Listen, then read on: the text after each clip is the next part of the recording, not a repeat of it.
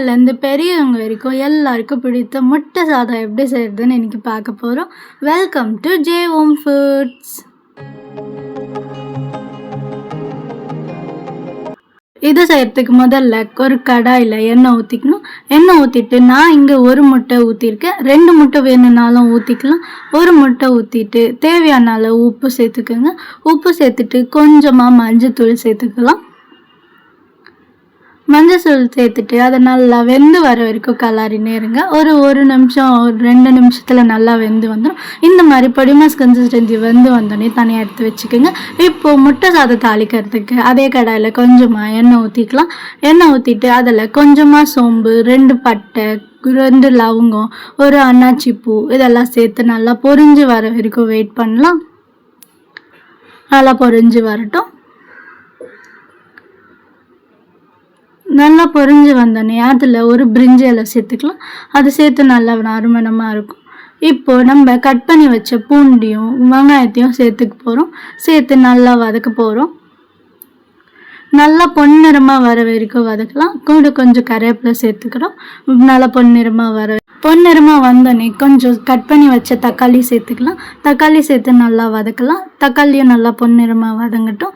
இப்போ கொஞ்சமாக மஞ்சத்தூள் சேர்த்துக்கலாம். மஞ்சத்தூள் சேர்த்து நல்லா வதக்கலாம். அந்த வாசனை போகிற வரைக்கும் நல்லா வதக்குங்க. நல்லா பொன்னிறமாக மசாலா பைண்டப் ஆகி வரும். இப்போ கொஞ்சம் மிளகாத்தூள் தேவையான அளவு சேர்த்துக்குங்க. இங்கே நான் 1 ஸ்பூன் மிளகாத்தூள் சேர்த்துருக்கேன். தேவையான அளவு காரம் சேர்த்துக்குங்க. சேர்த்து இந்த மாதிரி நல்லா ஒரு 2 நிமிஷத்துக்கு வதக்குங்க.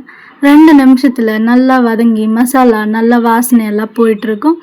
இப்போது இந்த ஸ்டேஜில் நான் 2 முட்டை சேர்க்குறேன்.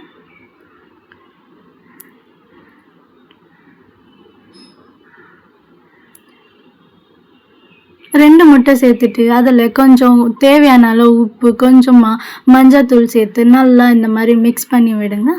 மிக்ஸ் பண்ணி நல்லா மசாலாவோட மிக்ஸ் ஆகட்டும். நல்லா பொடி மாஸ் கன்சிஸ்டன்சிக்கு வரட்டும். அடியில் பேனில் ஒட்டாத அளவுக்கு நல்லா மிக்ஸ் பண்ணி விடுங்க. நல்லா மிக்ஸ் பண்ணி இந்த மாதிரி மசாலா நல்லா முட்டையோடு சேர்ந்து வெந்து வர அளவுக்கு நல்லா மிக்ஸ் பண்ணி விடுங்க. ஒரு 2 நிமிஷத்துக்கு இந்த மாதிரி பண்ணி விட்டுட்டே இருந்திங்கன்னா வெந்துடும். வெந்துட்ட பிறகு இப்போது நம்ம வேக வச்ச அரிசி சாதத்தை இது கூட சேர்த்துக்கிறோம்.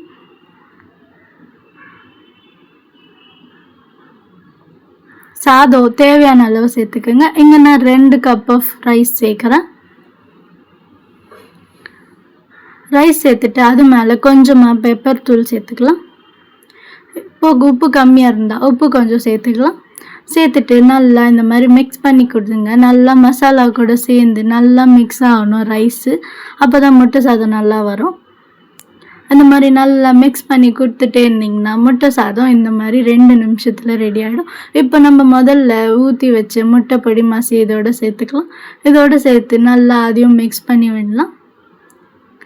இப்போ நம்ம முட்டை சாதம் ரெடி ஆகிடுச்சு. இதில் கடைசியாக நம்ம கொரியாண்டர் லீவ்ஸ் சேர்த்து மேலே கார்னிஷ் பண்ணிங்கன்னா அழகான முட்டை சாதம் வீட்டிலே ரெடி பண்ணலாம். ஸோ இப்போது இது சர்வ் பண்ண ரெடியாக இருக்குது. ஸோ இது பவுலில் ட்ரான்ஸ்ஃபார்ம் பண்ணி வீட்டில் இருக்கிறவங்களுக்கு சாப்பிட்டு கொடுக்கலாம். Follow J home foods for more recipes.